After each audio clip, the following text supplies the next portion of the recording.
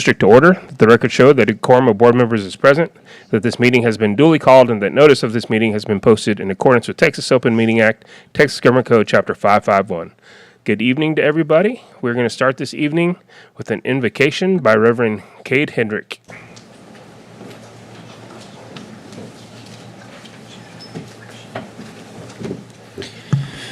Good afternoon, everyone. It's wonderful to be here with you all. I want to give honor to the school board and all of you for being here today. As we get started today, if you would bow your head and close your eyes with me, and let's go to the Lord in a word of prayer and ask for His hand upon this session today. Heavenly Father, we thank you for this day that you have made, Lord, and for the opportunity to come to you in prayer.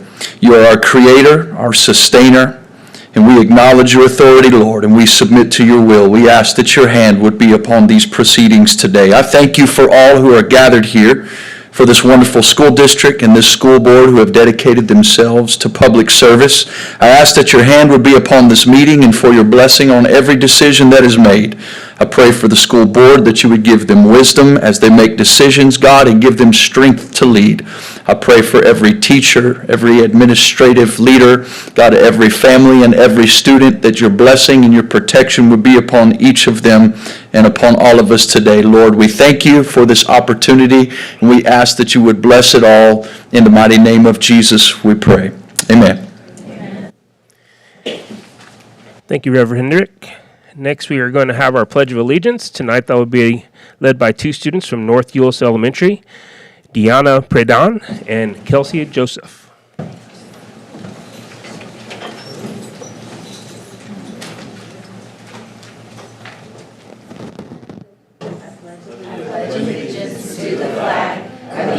States of America, and to the republic for which it stands, one nation, under God, indivisible, with liberty and justice for all.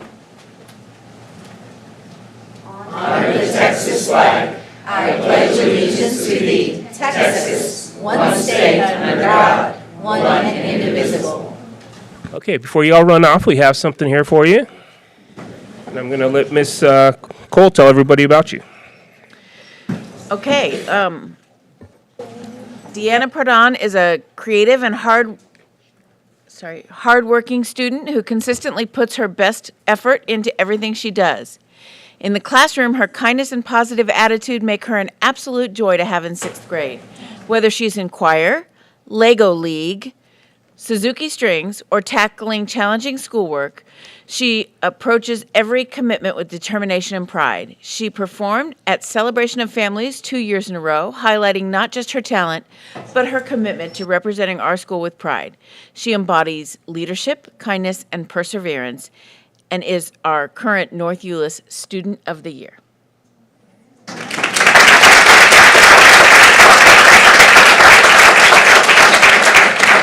Kelsey Joseph is a model student who consistently demonstrates a strong work ethic and a genuine passion for learning. She approaches every challenge with determination, curiosity, and a positive attitude. Kelsey is not only dedicated to her academic growth, but also shows kindness, respect, and compassion toward others each day. Her heart of gold and willingness to help those around her make her a joy to teach and a true inspiration to her peers. And in addition to all these wonderful qualities, she's also excellent at spelling, and she has been recognized as our North Euless Spelling Bee winner this year.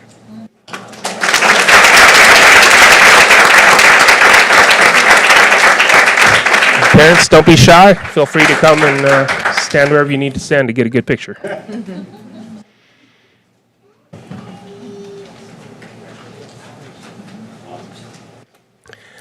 All right, thank you, ladies.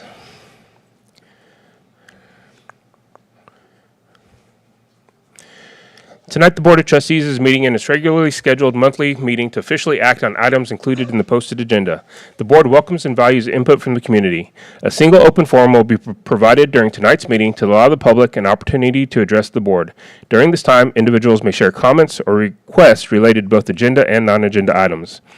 Those addressing the Board are asked to limit their comments to 3 minutes per meeting. The speaker should identify their name, group affiliation if any, and make a brief presentation with an identified solution if one is sought. Remarks should be addressed to the Board as a whole.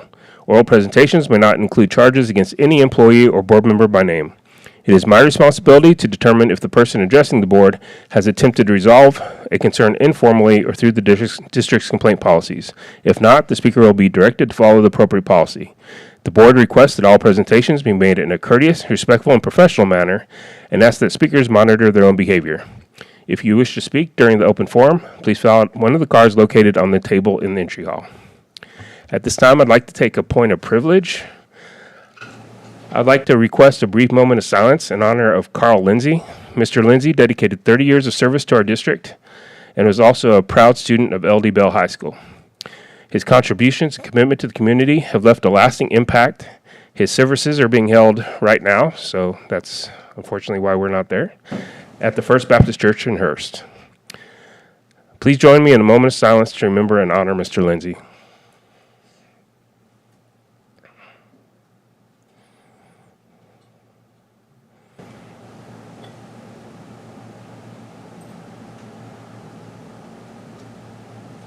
Thank you. All right.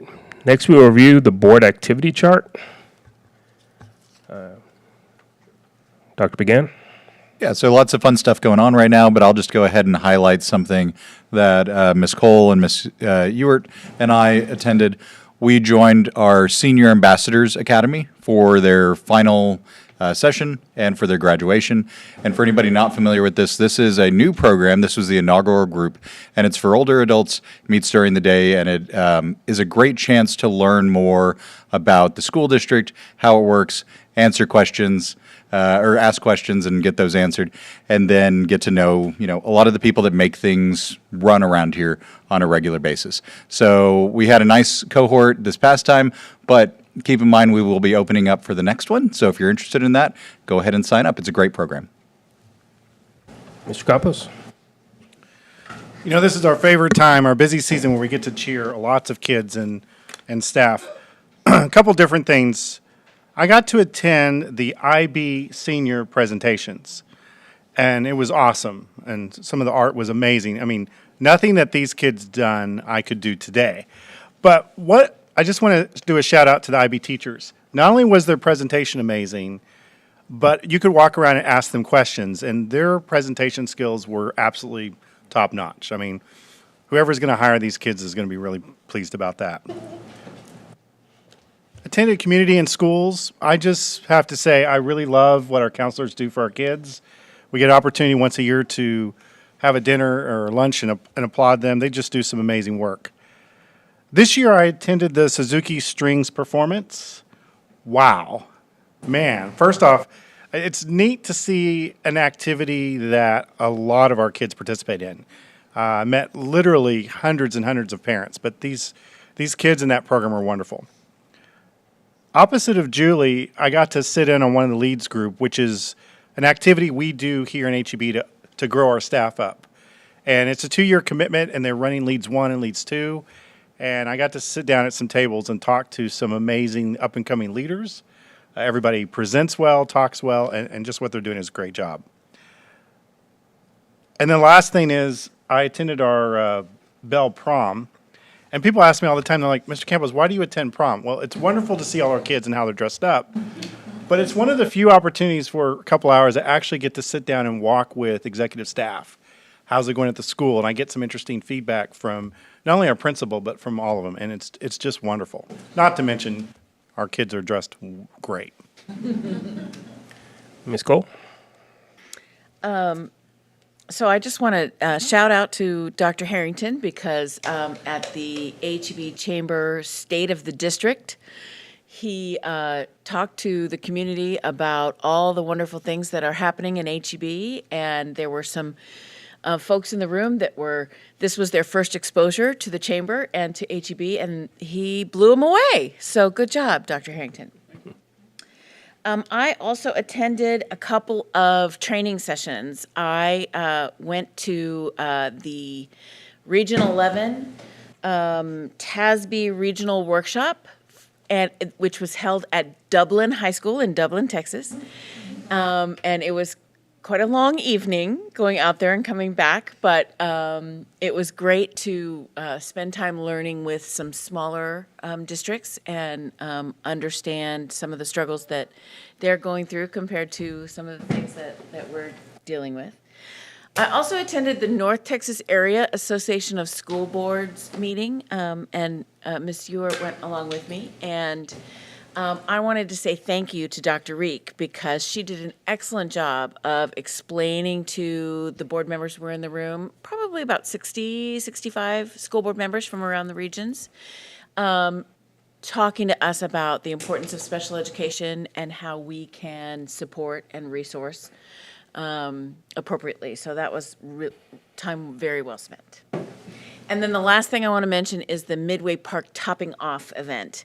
When we get towards the end of a construction project and that last piece of steel goes on the top before all the inside gets worked on, that's a topping off ceremony. And so we get to sign that last piece of steel, us and all the construction workers. It's really about all the workers, not us, but we go and get to talk to them and thank them for the work that they're doing. So Midway Park is about halfway there. We're getting there.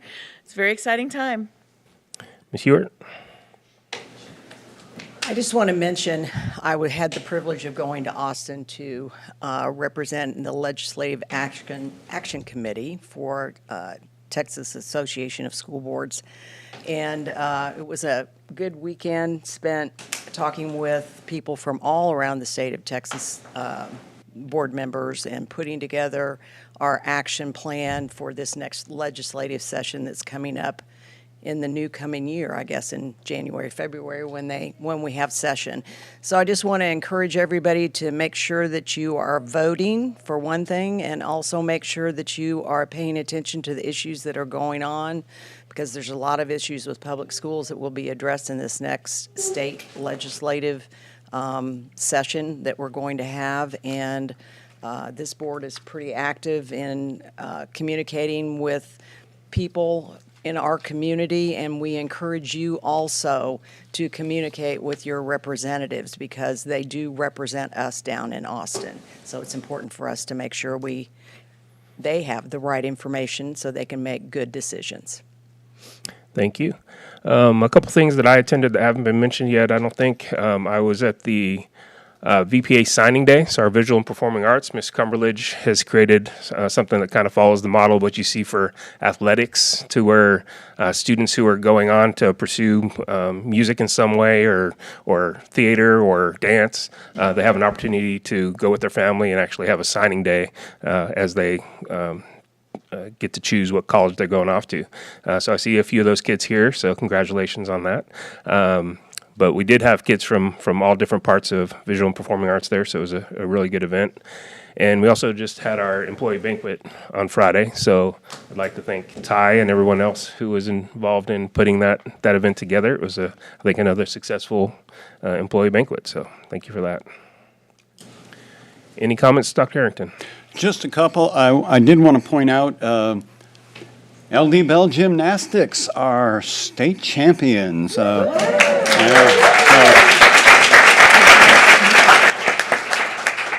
So at the employee banquet, Mr. Belcher was named the secondary administrator of the year, and right afterwards he raced out to catch a plane to fly out to Odessa. So he was able to see that. Also, I did want to mention our local retired teachers group, working with their state group, had an event on Saturday that I was able to attend. And it's just, if we're going to have teachers, we need our retired teachers, because eventually all of us will be retired teachers, not just teachers. And understanding, supporting that group as they support all of our current teachers to get to that point, and encouraging them to stay in this business because we so need them to stay right till retirement. So And then the only other thing, just a little neat thing, I was at the Dallas Renegades game yesterday, and they were making an announcement about women's flag football and they mentioned at the game Pennington Field because we are hosting that championship game this summer. So that's always a neat thing to hear that. So All right, any clarifications? none at this time. All right, so 3.05, board member continuing education credits. I ask for your patience. I have to read this according to, I guess it's state law. But under State Board of Education rule, completing required continuing education each year of service is a basic obligation and expectation of any sitting board member. As board president, I'm required to announce the name of each member who has completed the required continuing education, has exceeded the required continuing education, and is deficient in meeting the required continuing education. The requirements for the training are measured as of the first anniversary date of the trustee's election or appointment or 2-year anniversary of his or her previous training as applicable. There are 8 training areas for board member continuing education. 1, local district orientation. 2, orientation to the Texas Education Code. 3, post-legislative update to the Texas Education Code. 4, team building. 5, additional continuing education. 6, evaluating student academic performance and setting goals. 7, identifying and reporting abuse, trafficking, and other maltreatment of children. And 8, school safety. To the extent applicable, each board member, I will announce the completion or deficiency as required training. For members who still have time remaining to complete required training, I will announce those board members who have scheduled timely training and those who have not yet scheduled training. At the conclusion of this announcement, I will announce any board members' training in excess of the continuing education requirements. Local district orientation. The following first-year board member has completed local district orientation training. Dr. John McGann. Orientation to the Texas Education Code. The following first-year board member has completed orientation to the Texas Education Code training. Dr. John McGann. Post-legislative update to the Texas Education Code. The following board members have completed post-legislative update to the Texas Education Code training. Dr. John McGann, Chris Brown, Fred Campos, Andy Cargile, Julie Cole, Becky Ewert, Matt Romero. Team building. The following board members have completed the annual team building training. Dr. John McGann, Chris Brown, Fred Campos, Andy Cargile, Julie Cole, Becky Ewert, Matt Romero. Additional continuing education. The following board members have completed the additional continuing education requirements. Dr. John McGann, Chris Brown, Fred Campos, Andy Cargile, Julie Cole, Becky Ewert, Matt Romero. Evaluating student academic performance and setting goals. The following board members have completed the biennial training on evaluating student academic performance and setting goals. Dr. John McGann, Chris Brown, Fred Campos, Andy Cargile, Julie Cole, Becky Ewert, Matt Romero. Identifying and reporting abuse, trafficking, and other maltreatment of children. The following board members have completed the biannual training on identifying and reporting abuse and trafficking. Dr. John McGann, Chris Brown, Fred Campos, Andy Cargile, Julie Cole, Becky Ewert, Matt Romero. School safety. The following board members have completed the biannual training on school safety. Dr. John McGann, Chris Brown, Fred Campos, Andy Cargile, Julie Cole, Becky Ewert, and Matt Romero. Exceeding continuing education. Board member John McGann exceeded the required amount of continuing education by 17 additional hours. Board member Chris Brown exceeded the required amount of continuing education training by 0.75 additional hours. Board member Fred Campos exceeded the required amount of continuing education training by 13.25 additional hours. Board member Andy Cargile exceeded the required amount of continuing education training by 5.75 hours. Board member Julie Cole exceeded the required amount of continuing education training by 33.5 additional hours. Board member Becky Ewert exceeded the required amount of continuing education training by 15.25 additional hours. Board member Matt Romero exceeded the required amount of continuing education training by 12 additional hours. Thank you. You could just say we did it all, right?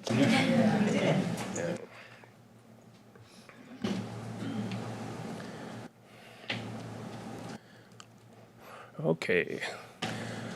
I'd like to say a quick thanks to our greeters this evening. You may have noticed 2 students in green blazers as you entered tonight. These students are part of the HEB ISD Student Ambassador Program, which is a select group of students chosen through an application and interview process to be the face of the district. They are trained to assist in public relations and communication services and are given the opportunity to positively promote HEB ISD while developing leadership skills. Tonight, we have 2 students from Trinity High School. Arush Prokel is a senior, and Ryan Safi is a junior. Safi, sorry. All right, I apologize. We use this opportunity to hear the voice of our district students by asking the ambassadors a question. This month, we are asking, James Murphy, the frontman of LCD Sound System, is credited with saying, "The best way to complain is to make things." This is a reminder that real change comes from creation, not just criticism. You are part of a program designed to develop student leaders who do exactly that, turn ideas into action. With that in mind, what is something in your school or community you would want to improve, and what would you choose to create or build to make it better? Good evening, everyone. My name is Ryan Safi, and I'm a current junior at Trinity High School and also a proud HBIC student ambassador. So growing up, I've always been told that the national election or the presidential election is the most important thing. And so to me, I always had the notion that local election didn't matter and it wasn't as important as the national election. But through my participation in youth and government and my role as an HBIC student ambassador, my perspective completely changed. Being able to speak to the mayors of Hurst-Euless, and Bedford showed me how much weight local leaders truly carry. They're not just someone on the ballot. They're people who affect our everyday lives. They affect our roads, our neighborhoods, our communities, our schools, pretty much everything in our city, they affect it. That's why it's so concerning to me that we don't put as much emphasis on local elections. People will put much more time into national elections, but they won't even drive 5 minutes to their local rec center to cast a vote. And people don't realize it, but the people closest to us, they have the most direct impact on us. Yet, we just pay the least attention to them. So instead of just complaining about it to you guys here, I would like to build something to change it. I would want to create a student-led initiative called Local Lens. And this is something that would make local elections nearly impossible to ignore. Local Lens would focus on creating simple videos, short guides, and placing QR codes through communities, rec centers, libraries, and schools. It would display the candidate name, what they do, what they stand for, how one can vote, and most importantly, why you should vote. Why does it matter? Because no one will ever go out and do something if they don't see the benefit for themselves, right? Why does it matter as a citizen to participate in for your city's elections? And even though students cannot vote yet, we are not powerless. Because one thing that everyone has is they have a voice. Students can push the adults around them. They could bring information back home from, let's say they learned it from somebody like you guys here. They could tell their parents to go take initiative. There's so much that kids can do because every human has a voice. I believe that real change doesn't only start when someone fills out a ballot. It starts when someone knows why they filled out that ballot.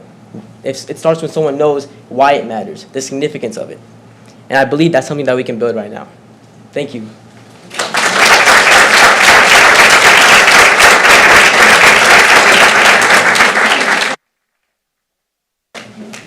Good evening, everyone. My name is Arush Pokhrel, and I'm a current senior at Trinity High School. I stand before you today to talk about turning a simple idea into a powerful movement for our community.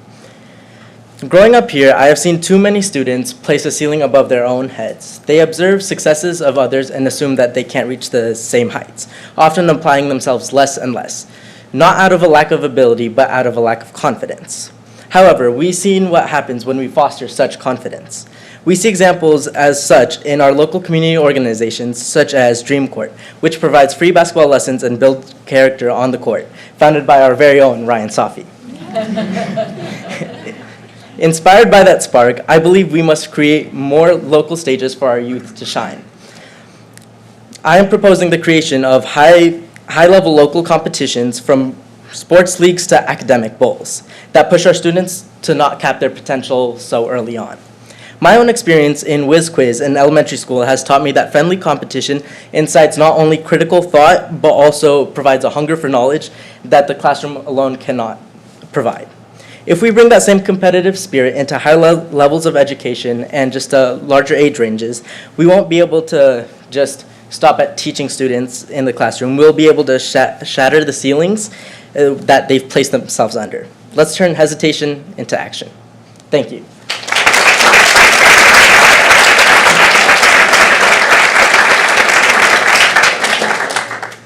Thank you, Arush and Ryan, for those fantastic answers. You can see why, as a board, we're so proud of this program, the student ambassadors, and so proud of the students who participate in it. So thank you.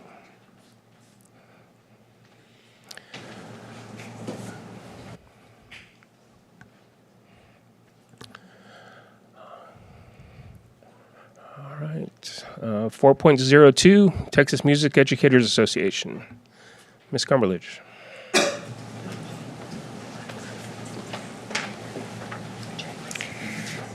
Good evening. This is one of my favorite things to come in front of you and talk about. This year, we had the highest number of all-state students that we've had in over a decade, and which is amazing in itself, and they're here tonight. What's really interesting about this process is 70,000 students in this state begin the audition process. I would say that's still less than a quarter of the students who are in these music programs. So just to audition is an accomplishment. The music's very difficult. Out of those, they select 1,800 to 1,875 students from across the state to be all-staters. That's less than 3%. So we want to recognize, first of all, the hard work and dedication it takes to do this, but 11 is a huge number, and they're here with us tonight. So first, do you have a certain order? Mm-hmm. Okay.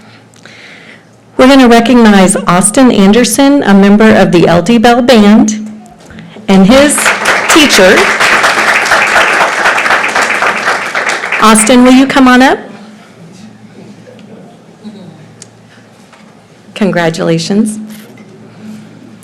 Also from LD Bell, Dylan Wynn, come on up.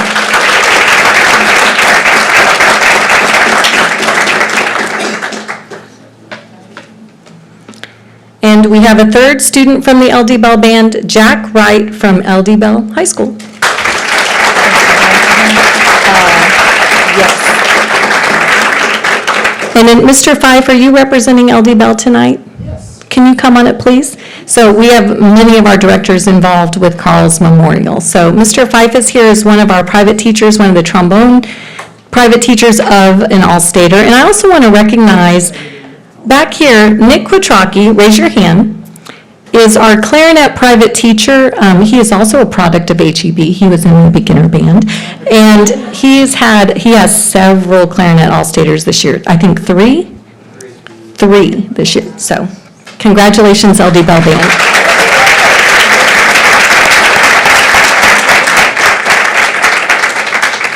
Parents, before they leave, you want pictures? Come on. No, there should be Nathan and Evangeline.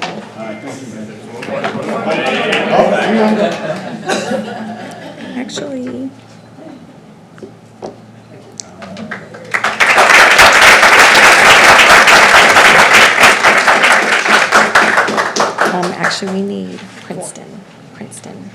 This should say that. That's okay. Now, we have a student who is at Carl's Memorial tonight, but I would like Joanne Antonon to come and recognize Divine Masuka Nagalulu, and she is a choir member from LD Bell.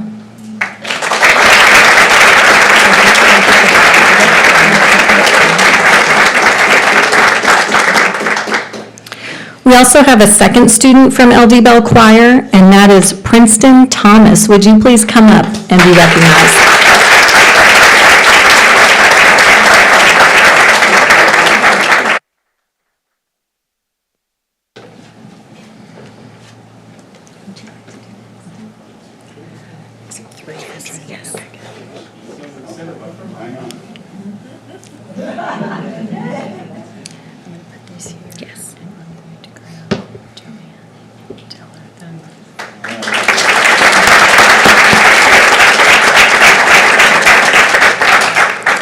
And Dr. Harrington, this is one of your Hadestown performers. This is from Trinity High School Choir, Grayson Lawrence. Please come up.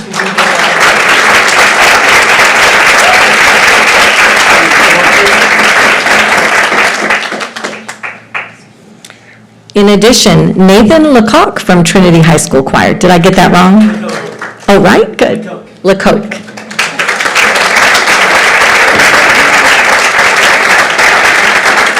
And last but not least, we have a frequent flyer at these TME All-State recognitions. Eva Magana, please come up.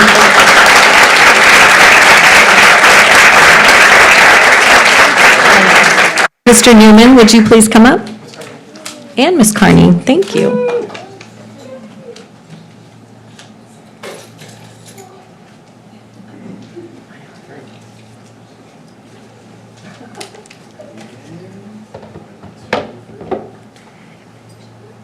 Congratulations, Trinity Choir.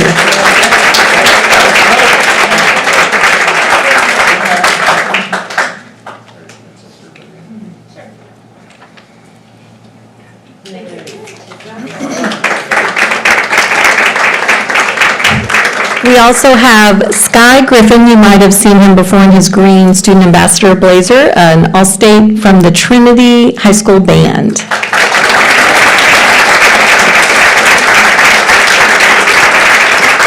As well as Ricky Torres Jr., a percussionist in the Trinity High School Band.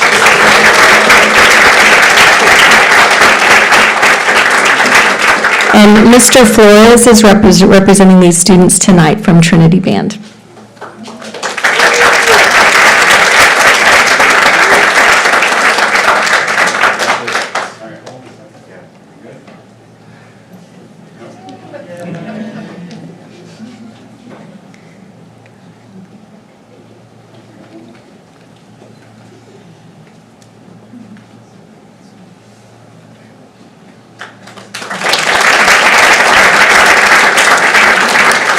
Okay, now this one's really unusual. We have not had someone in my knowledge from a junior high make an all-state band, but tonight we're recognizing Safal Globali, I hope I got that right, and his teacher, Mr. Graney.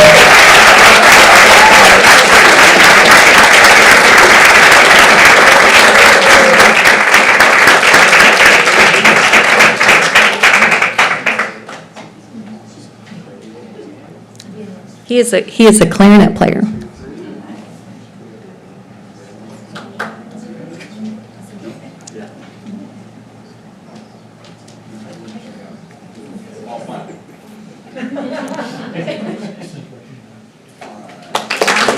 you.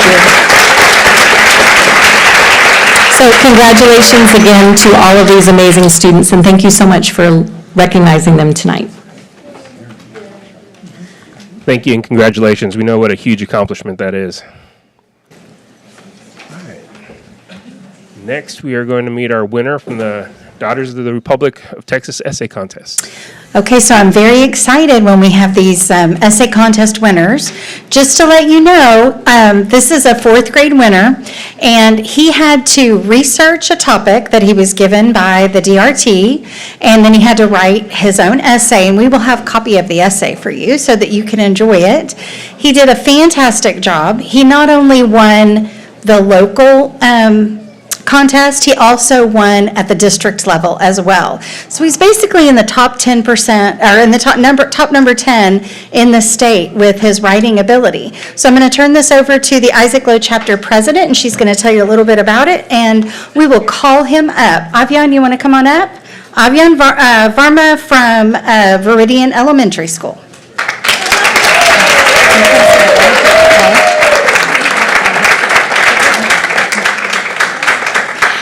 I am Sylvia Hode, the president of the Isaac Low chapter of the Daughters of the Republic of Texas here in Euless. We are a lineage society dedicated to preserving and promoting the history of the Republic that existed from 1836 to 1845, encouraging historical research into the earliest records of Texas. DRT was organized in 1891, and this is our 135th anniversary. We yearly sponsor an essay contest for 4th and 7th graders. And this year, Yvonne won it. And I will tell you, our district goes from Euless to Midlothian to Wichita Falls, Brownwood, so we cover a huge swath of North Texas. And Dr. Harrington, we have a copy of the essay for you.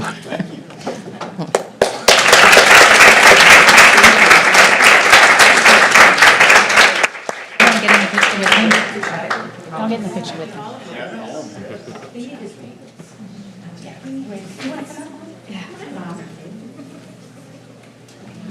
Do you want to sit next?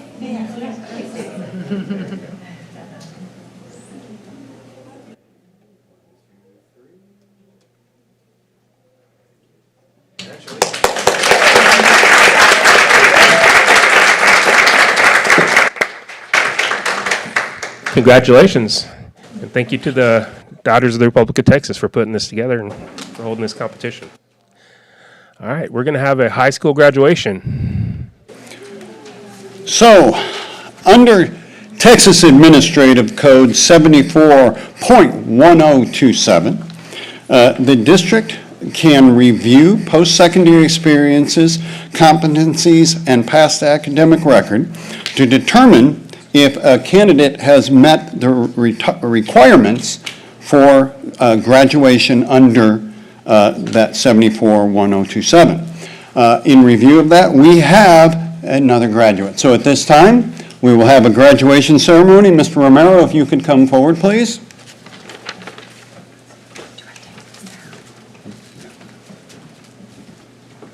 Oh, I guess so. You're going to take a picture. Yeah. When I call your name, please come forward. Christina Echeverria.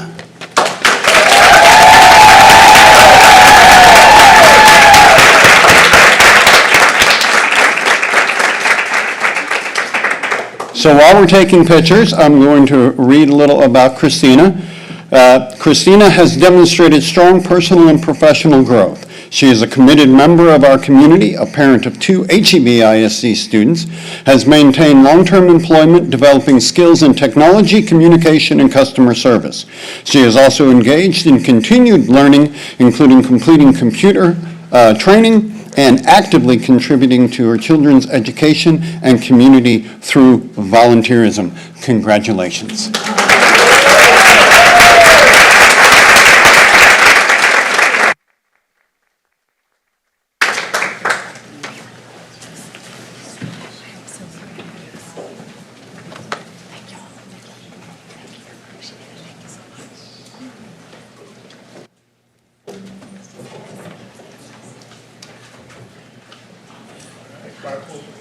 5.01, we're going to hand out some certificates of appreciation. I'll turn it over to Ms. Cole. Yes, thank you. The board is very appreciative of the community's continued support. Tonight's grand total of donations is $12,445. So board member Dr. John Began has a certificate to John Martin. This is a donation to the Buinger CTE Academy. It's a donation of a 2012 Nissan Murano, and it's going to be used by the students in the automotive program. It will give students an opportunity to work on a live vehicle and learn the different kinds of repair work and various parts of that make the car run. It will also help to bring our fleet of vehicles into the 2010s. And Deborah Harvey is accepting the certificate.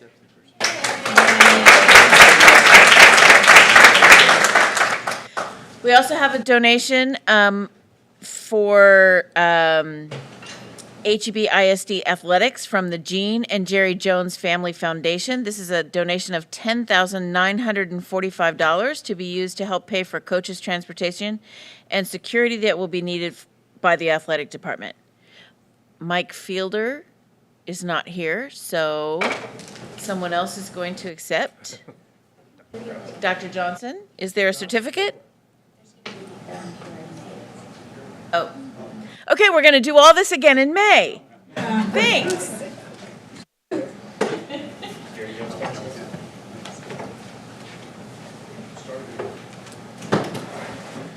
All right, we are ready for open forum. Are there any cards?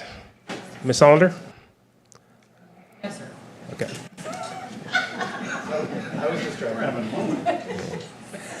All right, then at this time, the board will adjourn into closed session pursuant to Texas Open Meetings Act, Texas Government Code, Chapter 551. The board will adjourn into closed session pursuant to sections 551.071, 551.072, 551.074.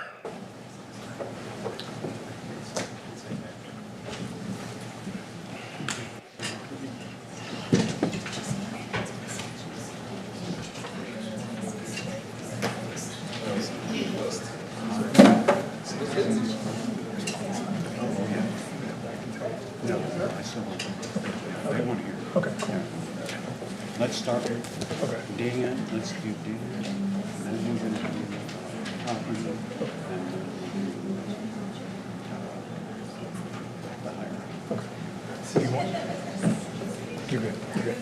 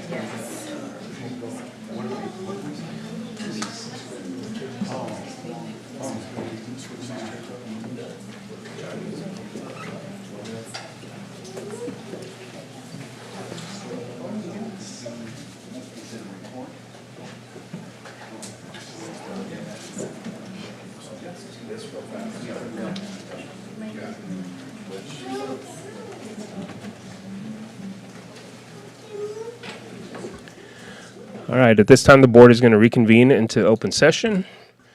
We have a human resources item, 9.01. I'll accept a motion. I move the board approve the appointment of Stephanie Tennyson as the Director of CTE and CCMR as submitted. Second.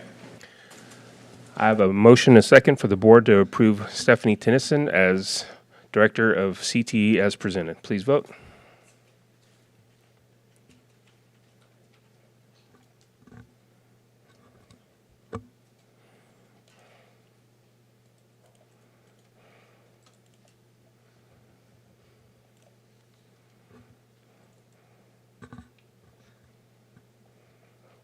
Come up again. Yeah, Julie, I saw yours come on and then go off. Andy? Yours come up again. I'll vote again, though. That'd be 8 votes.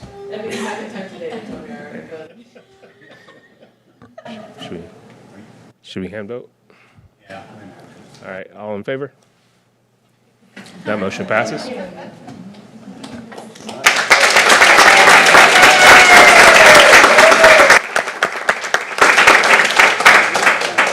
Congratulations, and we'd like to give you an opportunity to introduce anyone you have with you here this evening.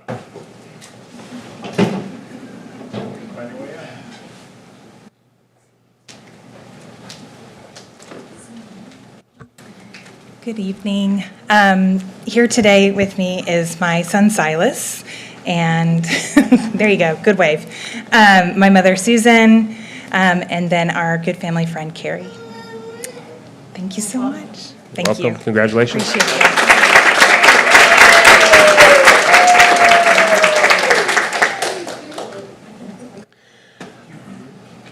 All right, so we're going to drop down to reports and presentations. Is it elementary school choice? Okay. So we're going to hear about elementary school choice programs. Ms. Cumberledge. It's 10 point.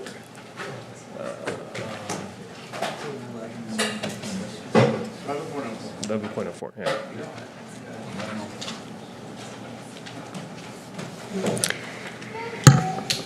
Well, good evening. Our performers came about because we did an elementary band school of choice parent meeting, and at that meeting, we had some seniors come and perform, and then we had some of our sixth graders perform. And this is Eva Reyna, who is a sixth grader at Trinity Lakes. This is her first year playing. We were absolutely blown away by her performance. And when that meeting ended, one of our student ambassadors, also the drum major at Trinity, Marissa Harris, unprompted beelined over. And they had such a great conversation that Darla said, wow, it'd be great to show the board like where we start and where they end up. So Eva is going to play for us just a little bit. We're really impressed with her and how brave she is. This is going to be great. Go ahead, Eva.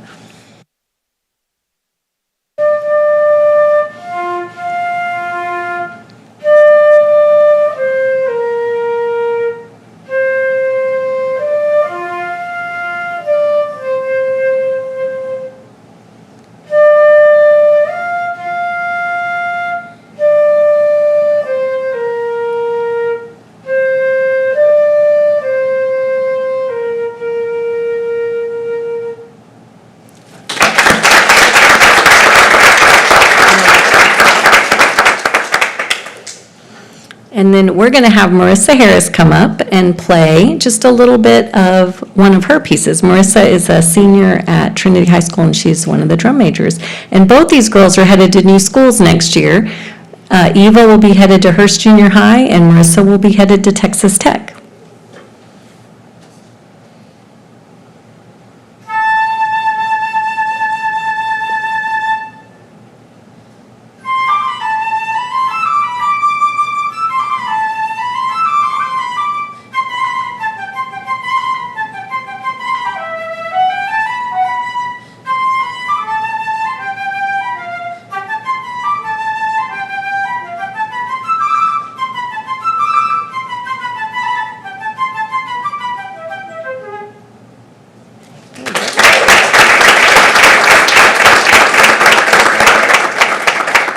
Okay, great job, both of you. And you guys sneak out the back there, because we've got some But testing before you going on do- tomorrow. Before you do, I just want to say how impressive that is. When I get in front of people and I have to speak, I lose my breath, and I oftentimes can't get the words out.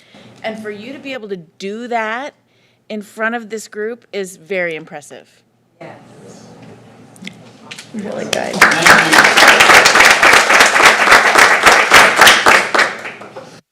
Well, and so there's just a real-life reason of the impact this program can have. And year one was really about building the foundation, starting it from the beginning. Year two is going to be about refining and improving the experience based on the data and the feedback we've gotten.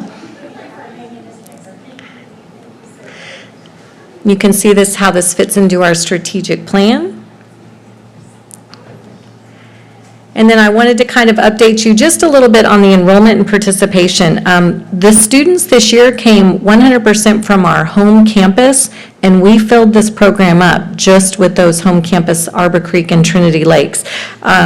Really positive retention into year two. We've done some surveys, and I want to let you know my data is a little bit general, because I sent a survey to the teachers and administrators and a survey to the parents, and somewhere those lines got crossed. So we got some interesting data, but overall it was super positive. 100% of the parents responded that they would recommend this program to other families. 100% of the parents that responded are continuing. And they would rate the instruction strong to excellent. 100% overall, the rating was a 4.85 out of 5 stars from all of our data. So talking about what worked well, super high student engagement and enthusiasm, creating strong foundational development. We did a great job with that this year. Increasing students' confidence, responsibility, and sense of belonging. A couple of quotes from the parents on the survey. One parent said, "My child has enjoyed music, and it's made a difference in his behavior at school as well." Self-confidence for my child, they grew so much musically. So again, strong parent support and overall feedback.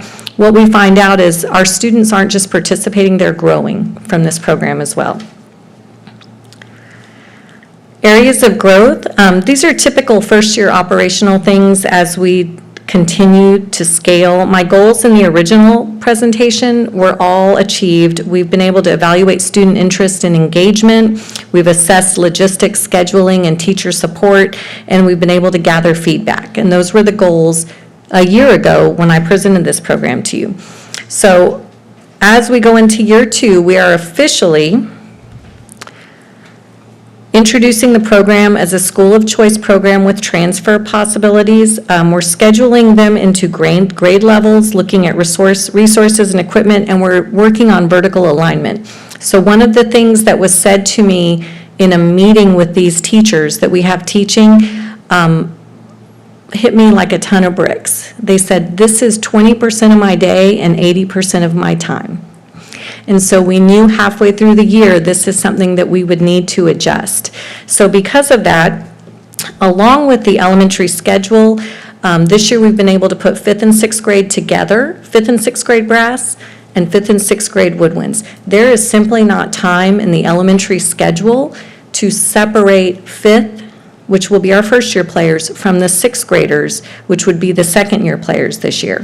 So we work together with the administration, the teachers, Darla, and we came up with a plan which would allow these 2 teachers to travel, which would mean there would be 2 teachers on campus to teach 6th grade at one time, and 2 teachers to teach 5th grade. They would go to the other campus to do the same thing. 3rd grade will be taught by the other elementary music teacher who is on that campus, but we're going to make it more intentional. We're going to stick with the original plan and focus on rhythmic, focused instruction for all students on that campus. It is a fine arts campus, so that gives it a little bit more of a purpose on that 3rd grade level, and that will benefit whatever those students go into. 4th grade will be class piano along with pitch instruments. We're going to kind of go between recorder, which is traditional 4th grade, along with ukulele, along with class piano, utilizing that set. And that will be taught by the elementary school of choice band directors. 5th and 6th grade, like I said, we're going to be able to split to give better experience in those grade levels without going anywhere near instructional time. And these are all pictures of our kids. I just love this picture. So the staffing and sustainability, this allows us to create a more sustainable and scalable model for future expansion. It also allows for hiring strong band-focused educators. We were very fortunate to find people who had a foot in both worlds of elementary and band. That is not common. You know, we're very fortunate to hire great people.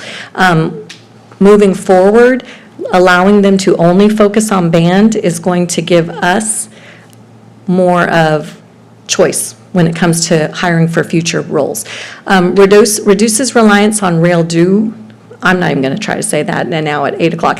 Let me try it again. Reduces reliance on rare dual specialty teaching roles. That's a tongue twister. And it also strengthens alignment between the elementary campuses and junior high feeders. We have some ideas for that.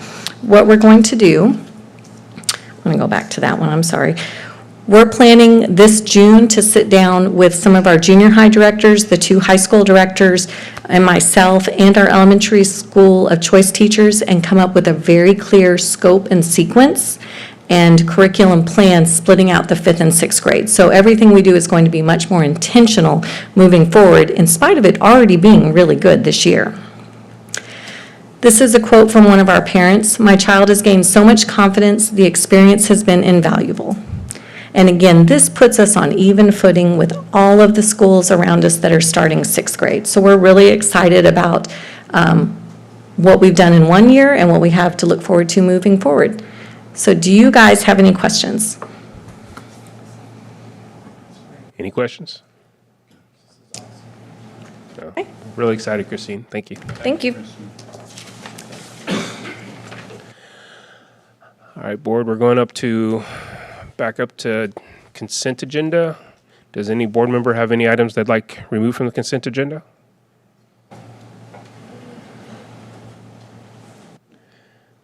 Then I'll accept the motion. I move that the board approve the consent agenda as presented. Second. I have a motion and a second for the board to approve the consent agenda as presented. Please vote.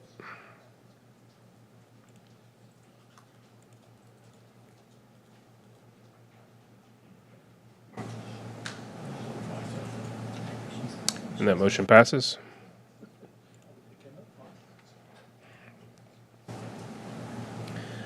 All right, now we're down to reports and presentations. 11.01, employment recognition or resignations and retirements report. Any questions on this report? 11.02, disbursements for the month of March 2026. Any questions? All right, we're ready for our gifted and talented update. Ms. Harris.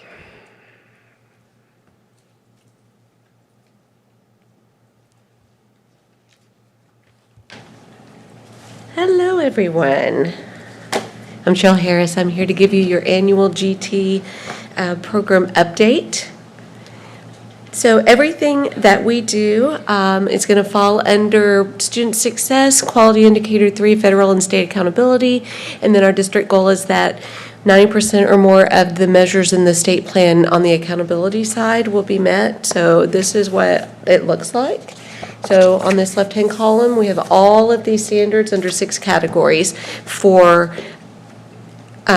what did I do, Ms. Ty? Okay, for our gifted and talented programming. So last year, we did our baseline presentation where we were about 50% of those accountability standards were fully met. This year, 63% are fully met. They're in the green. We're moving forward with those as, they're already in the green. That leaves 37% that we're still in progress on for a variety of different reasons. And I believe you have a hard copy of the source for this information. Do they have it? Okay. That's the one. We don't want to just stop with our accountability standards, however. We definitely want to be working toward exemplary wherever we can. So we've also grown in the exemplary column a little bit in this school year. And then always, we want to hold the Texas goal in mind because we've adopted it as our HEB goal as well for our students who are served in our gifted and talented program. So based on the state plan and our progress last year, we identified some areas to focus on this year, and I want to share with you our progress in those areas. The first one comes from the student identification section, and it says that the population of our gifted and talented program will be closely reflective of our district population. So we know data shows us that there are gifted people in every group imaginable. And then our job is to find the tools to uncover and discover those gifted and talented students in our district. So this year, we've expanded our use of the Naglieri General Ability Test. Now, the Naglieri nonverbal test has been around a very long time, but a few years ago, the company that produces it came out with an assessment that not only assesses nonverbal ability, but also verbal and quantitative, in other words, math. So we got in on one of the early waves of this assessment. We were interested in it because it's entirely picture-based. So it allows us to look at our students who speak any of our many diverse languages that are spoken in the district, as well as our dyslexic students. 2 years ago, we used the Naglieri General Ability Test as our assessment for our referrals at our 3 bilingual campuses. So we wanted to start small. We started at those 3 campuses. The following year, last year, we expanded to use this assessment for all of our referrals across the district, only in elementary. They don't have national norms yet for the older grade levels. This year, we used the Naglieri as our screener in second grade, whereas in previous years, we've always used the COGAT. And our research expert, Lauren Allen, used 3 years of COGAT data so we could have a stable database there, a stable data set there. But we only used the 1 year of Naglieri because that was our whole grade level, not just our referrals. With that comparison, we see some real potential for using this Naglieri going forward, but we want to build our data set on the Naglieri results. So next year, we'll continue to do this study, continuing to give the Naglieri across the board in second grade in place of COGAT. We're still giving the COGAT in fourth grade so that we can really have good data on our students and their needs, making sure that we use the right assessment for our students here in HEB ISD. We're very pleased with what we're seeing so far. In the curriculum and instruction area, we really focused on acceleration. The standard says that students are provided the ability to, opportunity to accelerate in their areas of strength. What we're seeing in HEB ISD is that most of our students who get identified as gifted and talented show a strength in math. So, for example, earlier in this school year, you guys were entertained by our National Math Stars, who are just a few of our high-achieving math students. We are also seeing that students are moving here to HEB ISD, and they've already been accelerated, and we don't have good systems for them when they come here. So with all of those factors in mind, we're starting an innovation process to look at math acceleration. So I'm sure you'll be hearing more about that in the coming months. Also, under curriculum and instruction, there should be a provision for gifted and talented in the district goals and on campuses. So we have had a district goal for a long time, but this year 100% of our campuses, K-12, included a GT goal in their campus improvement plan. So that's a check mark and an area where we can be looking for growth at the campus level. In professional development, I omitted the word teachers and. So administrators are required to have a minimum of 6 hours of gifted and talented training. And there's a course that Region 11 puts out called GT Foundations for Campus Administrators. So I took that course and then adapted it for our administrators here in HEB. So 100% of our campus principals and assistant principals participated in the training, and now we'll be able to just have a more narrow focus with our new hires and people who are moving into those positions as we get new principals and move people around. Under family and community, we focused this year on bringing our campus, our family and community input beyond just the district survey. So for the first time this year, I met with the GT advisory committee. We met in February, and they represented community, families, educators, and secondary and elementary. So instead of really focusing, though, on identification and assessment processes, as the standard says, our people on the committee need more familiarity before they're ready to move into that. Like, they don't even know how we would define nature and needs of gifted students. So for this year, I started with our service model because that was a piece that they had more familiarity with. So the way that we'll do this committee is we'll meet twice a year going forward, and we'll have some individuals move on to the committee, and others roll off on hopefully a 2-year service model. So we'll also grow the committee next year to include more members. In professional development, we have done a great job of moving more of our teachers into this capacity of having the 5-6-hour courses that are required for K-12 if they have gifted students and are a core teacher. But what we've really focused on this year was offering many more opportunities for that required GT update. So once a teacher earns the GT core, the 30 hours, then every year thereafter, they're to take a GT 6-hour update. This year, we really amplified our offerings and saw the outcome of that, where we more than doubled the number of teachers in the district who earned their GT update from 2 years ago until this year. So that's a lot of education going around in our schools. I wanted to share a few things because I know you like the fun stuff. So we had several family engagement events this year. There was Quest Night at the museum. That was the Fort Worth Museum of Science and History. It was only open to HEB families. It was packed. Like, we were a little worried, I hope people come. It's on a school night. It's all the way in Fort Worth, and we didn't provide transportation. Well, we were absolutely packed. We filled the place up, and everybody had a great time. Top right are all the helpers who volunteered. That's our elementary specialists and friends and spouses and family members. In February, we offered our family education night, our Quest Connect 2026. Families had 6 options for sessions to attend, and they were presented by mostly by our elementary specialists in topics that interest them.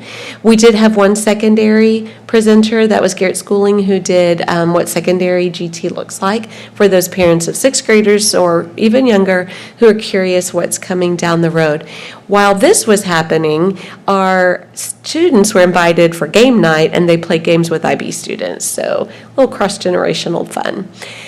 In March, we had our 5th grade PPP showcase over at the Pat May, where our 5th graders were able to showcase the work that they'd put into projects. They spent quite a lot of time on these projects, and the whole purpose was, I want to learn more about blank so that I can blank. So they were able to show us what they had learned in that event. There were about a little over 300 students who were here for that event. And then our last family engagement will be a picnic in May at Arbor Creek.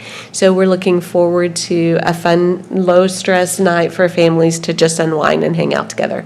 We did this at the Generations Park last year. It was great, but we really kind of wanted to try to bring it to a campus and have a perimeter with a fence where we could just have it limited to our HEB kiddos, be more confident of that. So we're trying that out this year. GT Awareness Week, by this last state legislative session, was designated as the first full week in April, so I wanted to be sure you were aware of that. TAGT is our professional organization. In December, a group of our specialists and myself and Emily Biggers were able to go to the TAGT conference. And then, as always, invite you to follow us on our social media for Facebook and Instagram. And ending with any questions? Any questions on GT? Yeah. Okay, you, well, Ms. thank Harris. you very much for your time. On behalf of Emily Biggers and myself, Emily is the facilitator for elementary, and she does outstanding work. So we both thank you for your continued support. Thank you. All right, we have already heard 11.04, so we're at 11.05, 2026 Summer School Report. Dr. Johnson. And team. Good evening. I get to bring the band. Yeah, you got the A team right there. So we're excited to bring you our plans for our summer programming. And as always, we start with the priority, student success. Next up is Ms. Clark to talk to you about elementary programs, followed by the list. And one of the things that I just also want to call out as we get to the end, we have re-upped our efforts to continue to create that robust repository of information for people to be able to access what's going on in our community during the summer. So, next up. Okay, good evening. We, once again, will have our elementary language proficiency program. As you'll remember, this is for our current pre-K and kindergarten students who are identified as emerging bilingual students. And the focus is language acquisition. It's going to be for 19 days in May. And this is a legislative mandate that we have 120 hours. And that's going to be held again at Oakwood Terrace Elementary, and it keeps growing every year. And we are on track so far to have 450 students just in those two grade levels, so that's exciting. Also on the Oakwood campus will be Elementary Language Academy once again, and this will be for our students who are going into grades 1 through 5 that are also identified as emerging bilingual and need additional support in language acquisition, and that will be for 10 half days, and we're expecting about 350 students. So if you get a chance, stop by Oakwood Terrace in the month of June. There'll be a full campus full of kiddos learning all kinds of things about the English language and having a great time, and we will be feeding them, and it'll be a great time. So stop by if you can. And I'm going to pass it over to Ms. Rhodes. Thank you. I'll be talking to you about our secondary programs for summer school. So we start off with 7th and 8th grade course recovery. These are students that did not pass the core courses in math, science, English, and social studies. There are 2 sessions, session 1, June 8th through the 18th, session 2, June 22nd through the July 2nd, 9 days per session, 1 to 2 subjects per session, 3.5 hours per course, up to 2 courses per day. This is at Central Junior High, and we expect enrollment around 300 students. Transportation and summer dining provided. There's a $35 registration fee and $125 per course.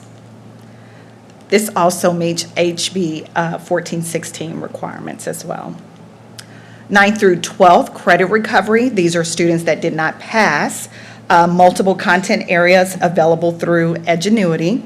Same session, session 1, June 8th through the 18th, and session 2, June 22nd through the July 2nd. 9 days per session. It varies in hours, 3 to 4 hours per course.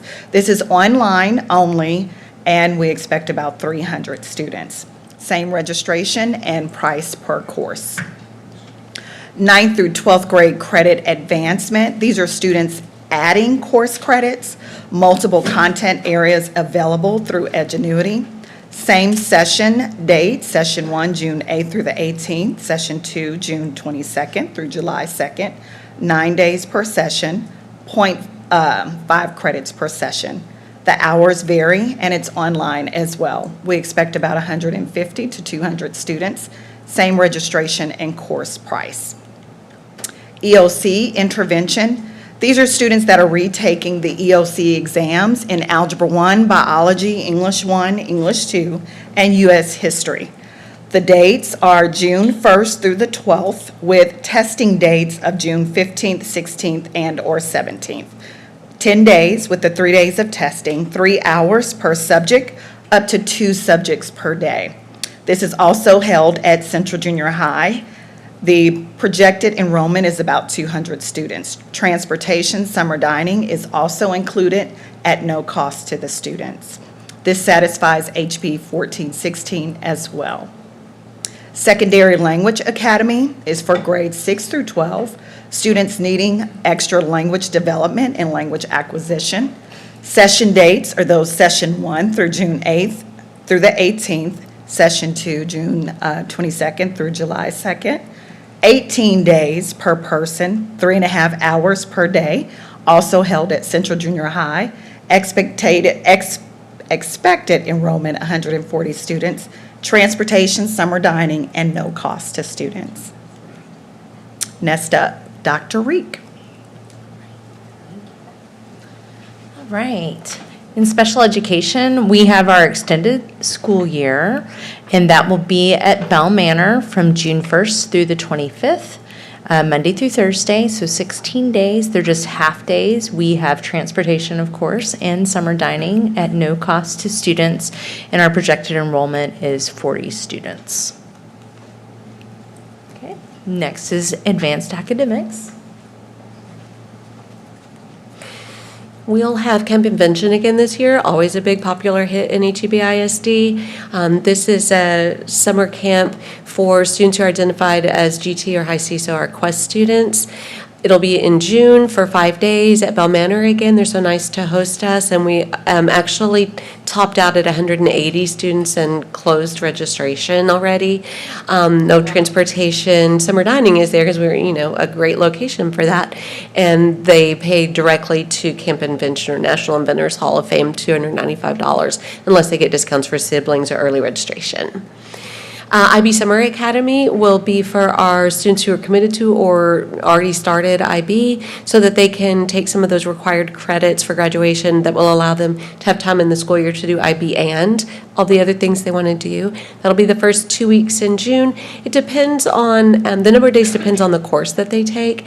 They will take either 1 or 2. Most of them who are eligible will take the research course. That one is always very, very full. It's great for building that extended essay.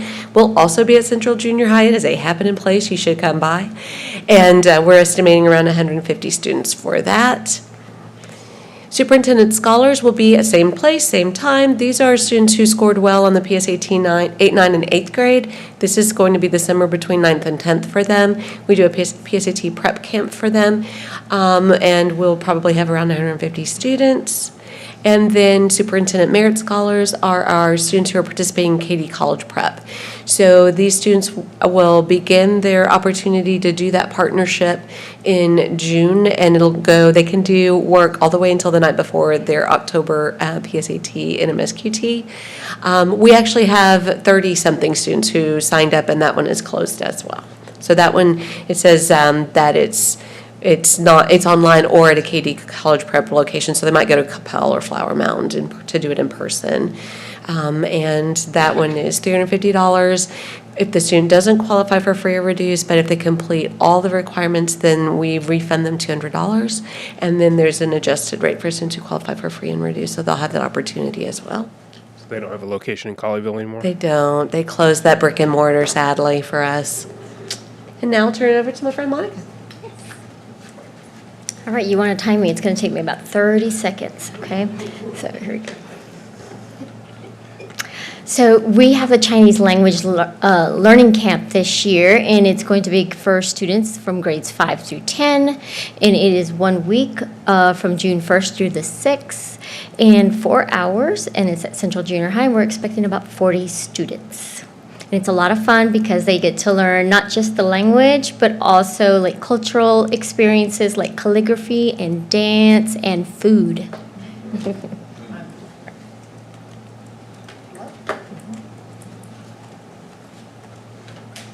Good evening. I have a couple to talk about, and I'll start with the one that's coming up the quickest, and that's HEB Reads. I'm going to send this over. Oh, yeah. Do you want to pass them? Yeah.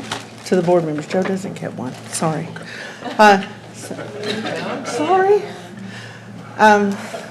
These are, our theme this year is Dig Up a Good Book, and so we 3D printed you a small little dinosaur, which is our mascot for this year's event. And a reminder of the Saturday, May 16th kickoff. This will start our summer reading for all 3 cities, and we will be here again at Pennington Field. All children will get a free book of their choice. This is once again a free event for our entire community. Our wonderful retired service employees came and helped me stamp books last week and make STEM kits, so we are very excited about this. There's going to be a lot of neat things this summer. But that will be our very first one. And just like everyone else, my camps are also going to be at Central Junior High School. And I decided to add a couple to mine because we had such a good time last year. We are going to do our coding camp again. We're going to work with 3 different robots. I think we're going to change up on the Makey since we worked with them last year and use something called a Sphero Indy. So we have several. This is kind of a plugged, unplugged class, but we will do 2 weeks, 5 days for each camp. So we'll do 2 separate groups of students each time. So we'll have a group that comes the first week, another group that will come the second week.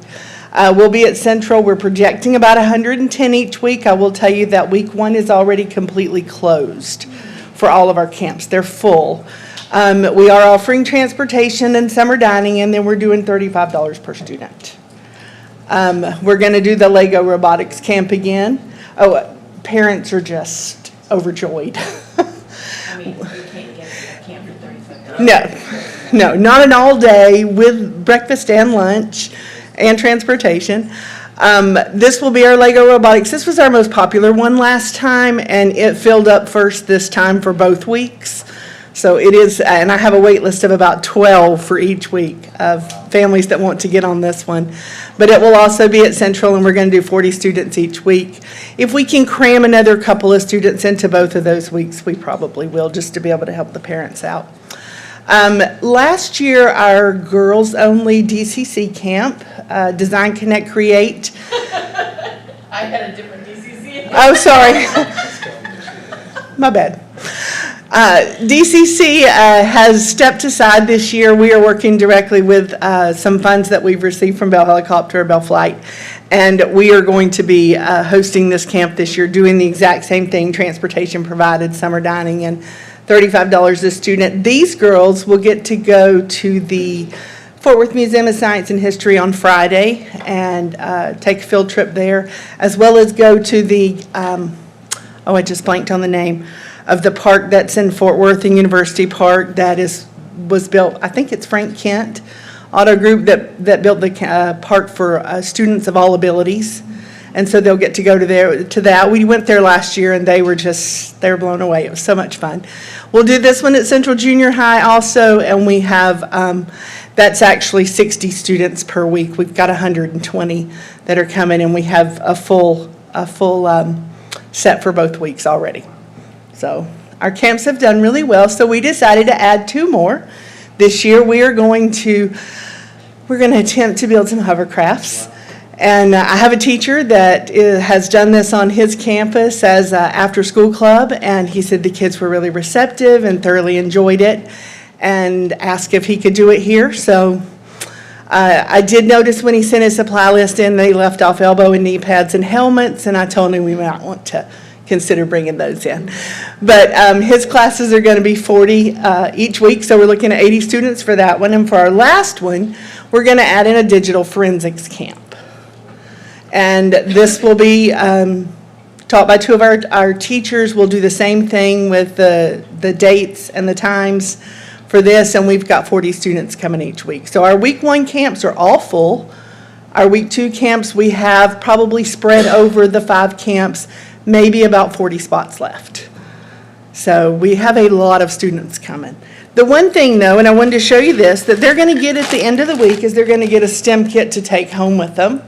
And there are 6 different activities in here, everything from paper roller coasters to pom-pom launchers to gliders and everything else. I don't remember what else we put in here. But this is what we worked so hard on stuffing last week. They'll get to build a car and everything else. My last thing is, I know this is a big ask to come up on a Friday, but if you have any time, you should really come and watch what these kids can do on those 2 Fridays. It brought me to tears last year. I was a little nervous, but we had Rube Goldberg machines that started up at the top of the gym in the bleachers, that those kids just figured out a way with the little ping pong ball rolling down a chute to make it come all the way down, and it was incredible. And we had Spheros running all over the floors. We had Legos going. You needed to watch your step because it was a little dicey in places, but the parents were amazed. The kids loved seeing what each other had done, the other groups. So if you get a chance, we'll be doing this both Fridays at 2 p.m. at Central in the gym. My last thing, summer enrichment. This is a page that Dave Nielsen and I started last year that we are working on right now. I don't remember if this is hyperlinked. I don't think it is. But we are going to put all of HEB ISD's activities on here. We'll put cities on here. I believe Bedford and Euless have already opened their summer programs, and Hurst will come next week.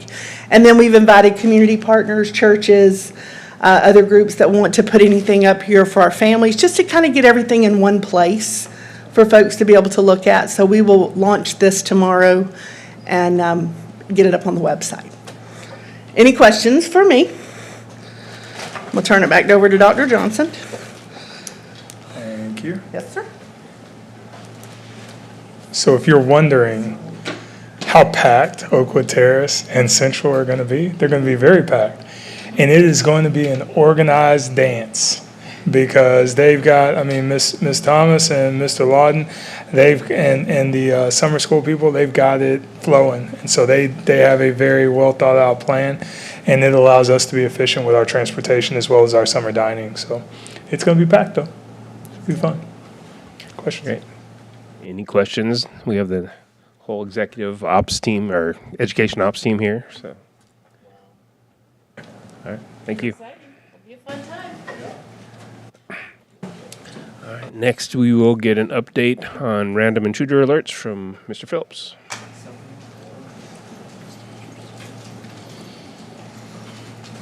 Good evening again, everybody. I always ask Ty to put me first on the list, and it never happens. I don't know who I'm bribing wrong, but we'll need to discuss. But I usually follow Dr. Norgard with PowerPoint envy, and now I have to follow Kira with gifts. And I didn't bring y'all anything, so I'll make it quick and do better next time. We have one random intruder audit, and I will start before we get into this. Just to let y'all know, we have 29 of our 32 campuses have already been audited. So we will have 3 more sometime in the first 2 weeks of May, and then we will be done for the year. This is the 3rd audit that we've had where we've had to have a correction this year. Again, it was Trinity, which I tell you guys at the beginning of the year, I don't expect right now for Trinity or Bell, based on the construction, to pass. They are up with our safety standards, but just the way that the routes in and the routes are all over the place, it is very hard for the standard that the state is setting for the auditors to come up and be able to get onto campus. So every now and then we get lucky and they meet somebody at the driveway into the campus and they get stopped, but for the most part there's just going to be that struggle for the next 2 years, 2 or 3 years. So Trinity has the corrections. We're getting that taken care of. and again, was already addressed with the staff when it happened, and the things that we have in our control to do better. The best news is, and just again to complement the campuses, at this time last year we had 7 different campus corrections. The year before we had 9 at this point. The campuses are doing such a good job. So even though it's mandatory to report this, it's also mandatory, I think, to praise the campuses and make sure that we understand how much we have improved our safety processes over the last 4 years. So any questions? I will give you all, I believe, late May or early June, we'll have the end of the year safety report, and I'll go in a little more depth with everything. Any questions for Dan? All right, thank you all. Thank you. All right, we are down to our action items. No items were removed from the consent agenda. So 12.02, consider approval of submitted contracts, MOUs, agreements related to HB 3372. Ms. Tuttle? Is there? There's just one for your consideration this evening, and it is an agreement for one administrator. Do you have any questions for me? Any questions on this? Then I'll accept the motion. I move the board approve the contract MOU agreement as submitted. Second. I have a motion and a second that the board approve the contract MOU agreement as submitted. Please vote.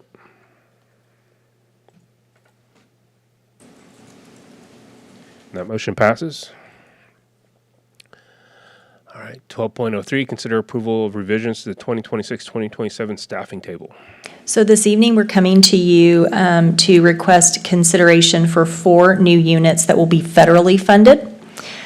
2 of those are teacher assistants in special ed in the ECSE program, and 2 of those are teachers in special ed, 1 in ECSE and 1 in FOSSE. Are there any questions?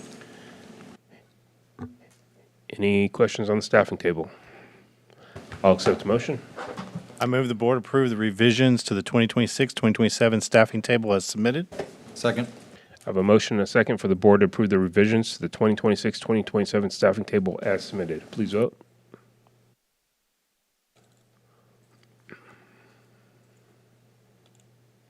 And that motion passes. All right, 12.04, consider approval of purchase and installation of portable buildings at Veridian Elementary School. Mr. Kerbo. Good evening, all. There's an increase in enrollment at Veridian Elementary. To alleviate that, we're bringing in 2 portable classroom buildings, and each portable has 2 classrooms in it, so it's 4 classrooms altogether. We provided some information about the size and so forth. This includes not only the purchase of and installation of the buildings, but electrical requirements, connectivity to the network, and fencing. Some fencing has to be taken down to get the portables in. Then it'll be rebuilt. And then we're building the ramps with our own maintenance staff. So what you have there is the total cost of what it's going to be for this. Does this include the facade improvements? Yes. They're pretty particular as to what they will allow, both for the siding and the color, so we've matched that. Mr. Tappy has been working with the City of Arlington on permitting, and so we're far enough along with that once approval is obtained, we can issue a purchase order tomorrow and get this thing installed first week in June. Any additional questions? I'll accept the motion. I move that the board approve the purchase and installation of 2 portable double classrooms and related costs at Veridian Elementary as presented. Second. I have a motion and a second that the board approve the purchase and installation of 2 portable double classrooms and related costs at Veridian Elementary as presented. Please vote.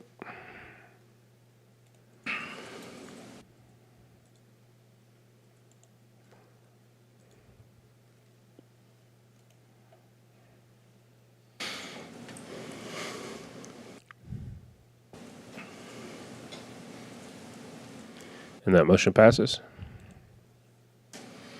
All right, 12.05, consider approval of RFQ 26-02 for furniture, fixtures, and equipment for Wilshire, Midway Park, and Bell Manor Elementary Schools replacement campuses.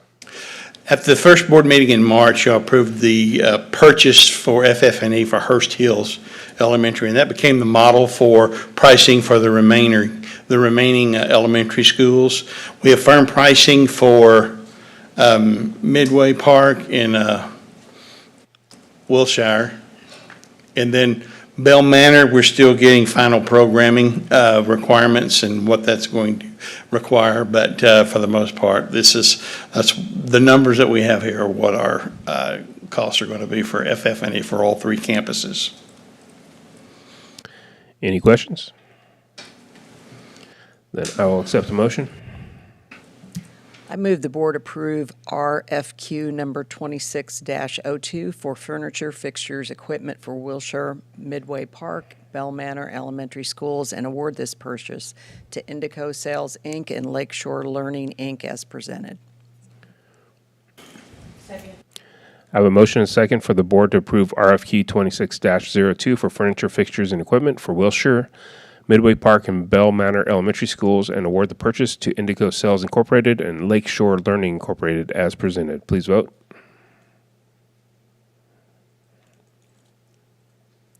That motion passes. 12.06, consider approval and delegation of authority to the superintendent or designee to participate in the public auction of buses to be sold by Louisville ISD.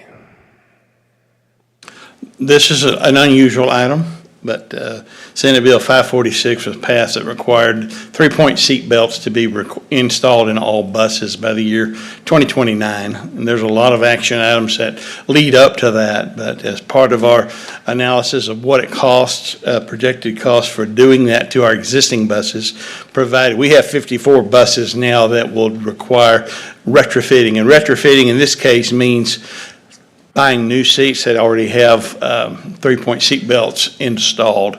Another portion of that is determining if the subfloor can actually handle a retrofit. So that's unknown. You won't know it until you start taking out the seats where a new seat can be included in there safely installed. So we've learned of an opportunity where Louisville ISD is refreshing their fleet. They have 56 buses that are being sold, the model number 2021.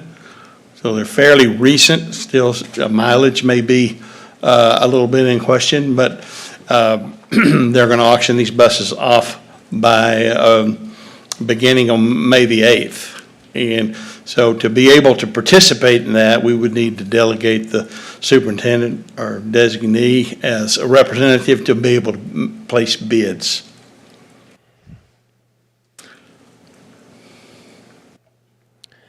All right, this is a new one to me, so any questions? There's two inspection dates, April the 29th and May the 4th, where representatives from our transportation department will go and look at the buses to see if they're even worth bidding on. They've got pictures of them, but pictures are only as good as the ones that they put on a line, right? So you got seeing is believing, so they're going to go make an inspection and then come out with a priority list of ones that they think are viable and that would be a good deal for us. Why are they doing this? I'm sorry? Why are they doing this? They're refreshing their fleet. Louisville is. So they're getting new buses? Yes. That was included in their recent bond program to replace their bus fleet. A portion of it, not all of it, but. And they do have private transportation, but they have a partnership where they buy a bus and the private transportation company provides a bus. So it's time for Louisville to provide their portion of it. Is that Durham? Pardon? Is that Durham? No, it's not Durham, it's Gold Star. Used to be Durham for many years, and then they lost the contract, and it's been several companies since then. So are we giving authorization to purchase up to $2.5 million? Yes, like I said, we need to replace or address the seatbelt issue in 54 buses. That may not mean we're going to buy 54, but that will give us enough funding to be able to replace enough buses to be able to improve our fleet and become compliant. If there were enough buses where we spent all of the money that we've given authority for, how many buses do you think we will buy?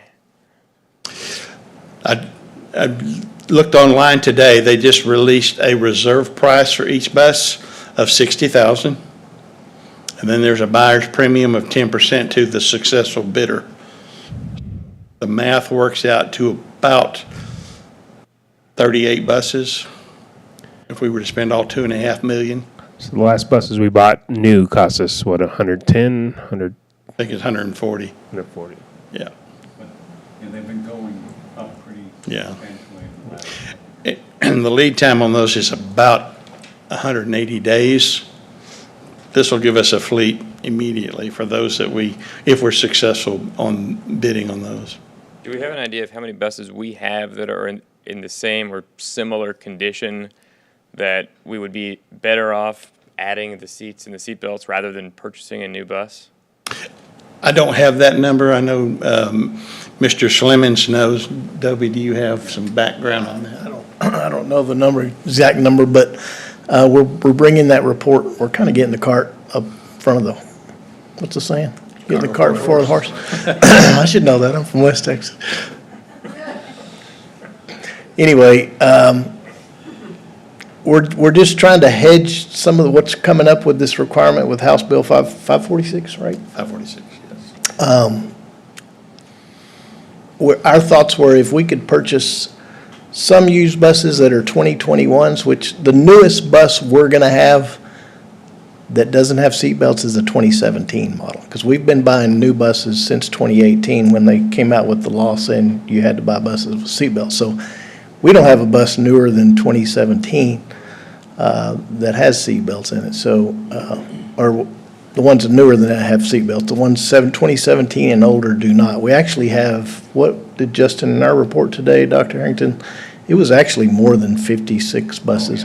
We have to have 3-point seatbelts in all our buses, which a number of those, the number Gary gave you that's the ones that don't have any seatbelts. We also have a number that have 2-point seatbelts, which has to be retrofitted to 3-point seatbelts. So we're just trying to give ourselves an option. The retrofitting runs between $20,000 to $50,000 a bus for the new seats. And so that's the other price point we have to look at as we get into those older buses is the price point to add those. So we're then looking at a newer bus instead of retrofitting the older. So that's kind of where we were looking at. Justin will be coming, is it the next board meeting? Next board meeting. With a report on this. So he's got information on all of this. We put this together because we saw Louisville was doing this. We know we're going to have some.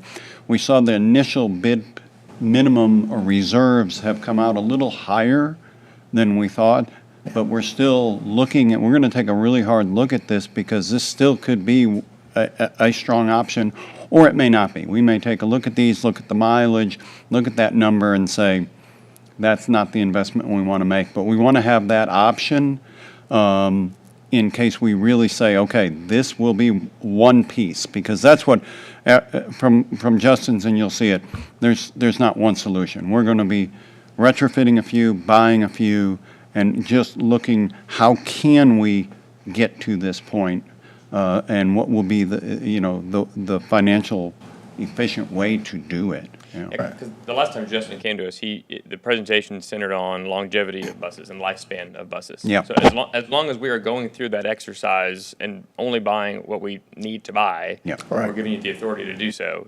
Right. Us giving you the authority doesn't mean you're going to go spend the 2.5 to buy as many buses. Our initial thought was if it's going to cost us roughly $30,000 a bus to retrofit, the newest one we have is 2017. That really, if we spend that much money on 2017, we're not going to get that many more years out of that bus based on our replacement cycle plan, which was, I think, what we recommended back a couple of years ago was 12 years, 150,000 miles, something like that. So that was just trying to give us the option to, we thought if we could, but when they came out with what Dr. Harrington said is $60,000, we're like, we're kind of being a little reserved about that now. But I feel like there's going to be a lot of school districts looking at these, but everybody's going to probably be in the same boat we are. They're like, oh, well, we don't really want to pay that much for them. So they may have to back off of that price. And if they do, then we'll maybe, I just don't really see us buying any at 60,000 plus a buyer's reserve. Yeah, and that's the thing For a about an auction 5-year-old is bus. it's all based on who's in the room and who Yep. wants it more, so. All right. You know, you have to go in with a set plan and know which ones you want and how much they're worth to you and not veer from that plan, so. Yeah. It's just a kind of a bad situation the state's putting us in. Yeah, you can't get Again. emotional, can't be. We'll take you with us, Matt. Yeah. Go with it. You're a cart. Yeah. All right, so any other questions? I'll accept the motion. I move that the board approve and authorize the administration to participate in the auction for buses and delegate the superintendent or designee to approve the purchase of buses under this process as presented. Second. I have a motion and a second for the board to approve and authorize the administration to participate in the auction for buses and delegate the superintendent or designee to approve the purchase of buses under this process as presented. Please vote.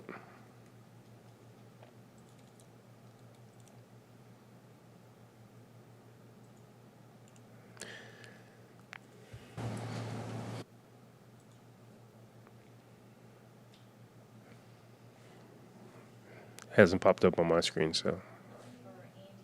Yeah, it's showing 3 of them.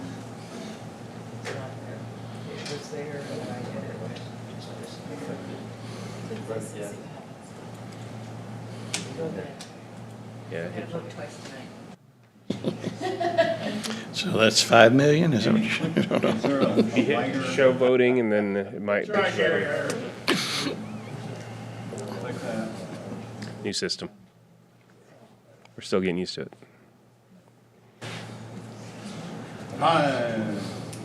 That motion passes. All right.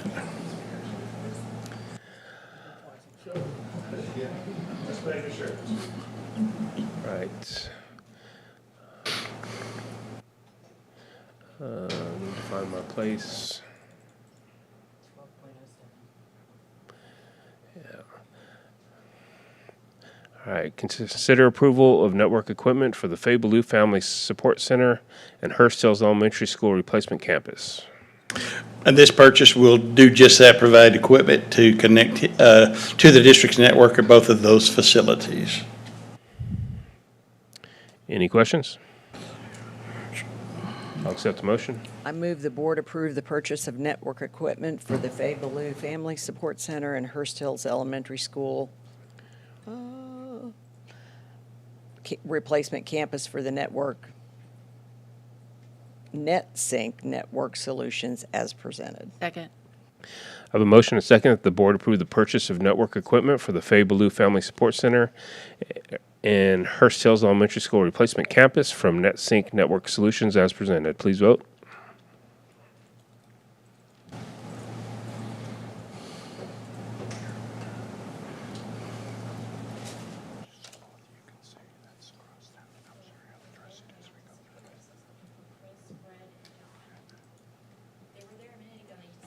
Yes, yeah. We got a glitch, because I saw that like earlier with Julie. That motion passes. Stand back. 12.08, consider approval of stipulated sum price for Bell Manor Elementary Replacement Campus. In March, we brought you the actual stipulated sum for consideration and for action. We did not have the agreement completed.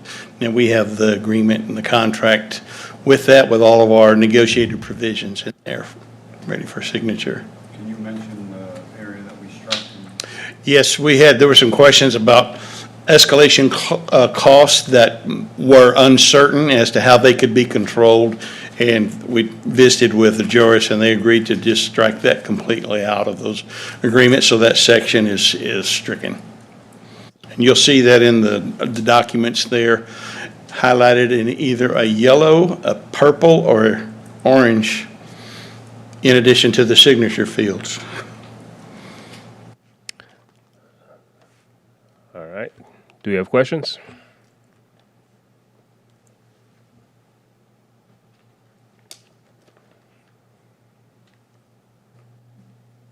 So just for the record, because the contract in our communique is different than the one here. The striking is section 5.4.8.8, That's correct. the proposed addition, right? That's correct. Are there any other changes? No.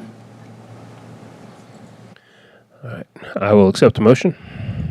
So I move that the board approve the stipulated sum price for Bell Manor Elementary School replacement campus with the modification that the proposed section 5.4.8.8 is removed. Second.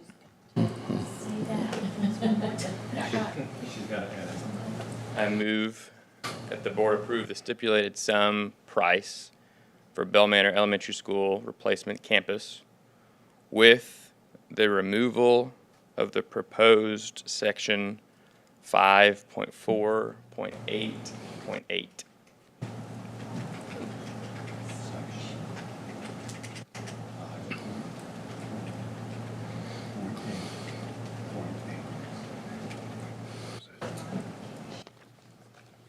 See, 5.4.8, and then it's the next section. Oh, okay, there. Had a line through it, I couldn't read it.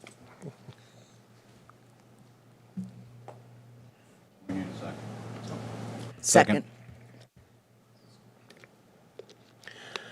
All right, I have a motion and a second that the board approve the stipulated sum price for Bell Manor Elementary School replacement campus with the removal of the proposed section of 5.4.8.8 as presented. Please vote.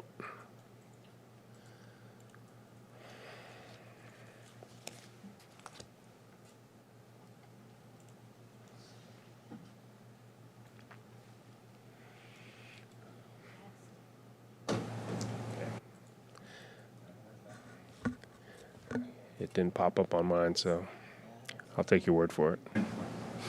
That motion passed? All right, that motion passed.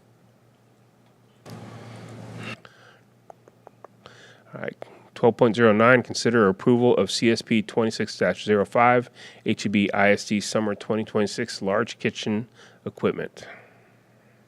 This is the first of several, pardon me, kitchen equipment projects for this summer. And this is to replace some equipment at Shady Brook Elementary, Euless Junior High, and Viridian Elementary School. We had the 6 bids in response to this. 2 were non-compliant. 1 was a partial bid, and another bid on an alternate item that wasn't acceptable. So we had 4 viable bids, and the company that we're recommending is Supreme Fixture Company. Any questions? I'll accept the motion. I move that the board approve CSP 2605 for HEB ISD 2026 Summer Large Kitchen Equipment to be awarded to Supreme Fixture Company, Inc., as presented. Second. I have a motion and a second for the board to approve CSP 26-05 for HEB ISD 2026 Summer Large Kitchen Equipment to be awarded to Supreme Fixtures Company, Incorporated, as presented. Please vote.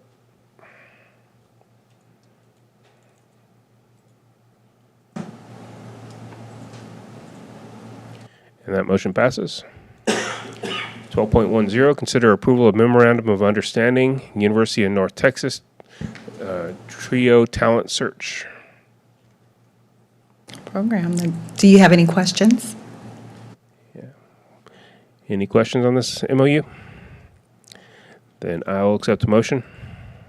Move the board approve the memorandum of understanding, UNT TRIO Talent Search Program as presented. Second.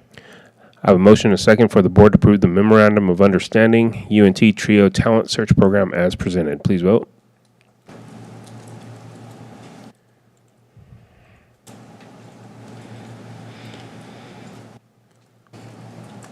And that motion passes. All right, we're down to other business board. Does any board member have any items they'd like placed on a future board agenda? I have one item. This may be already scheduled, so it may be a moot point, but one item in our Friday update was that we had 772 pre-K students register, which was up almost 198 more than last year. So I know typically we get a pre-K update, but I want to make sure it's on the calendar and we get it because that's a lot of kids. Okay, so with that, I won't make a request. Yes. Okay. Thank you, Mr. Brown. All right. 13.02, consider approval of the designation of board delegate and alternate to the TASB Delegate Assembly. You can see who has been previous delegates. Does anybody have interest in being a delegate? Well, it makes sense to me that whoever serves on the LAC serves in this role, if that is agreeable to Mrs. Ewart. It's a natural progression. Is everybody okay with that, it seems? And who would like to be alternate? So we make Mr. Began be alternate. I agree. It's time to get his feet wet. Jump in, man. All right. Then I will accept the motion. I move that the board approve to designate Becky Ewart to serve as delegate and John Began to serve as alternate to the TASB Delegate Assembly. I have a motion and a second for the board to designate Becky Ewart to serve as delegate and John Began to serve as alternate to the TASB Delegate Assembly. Please vote.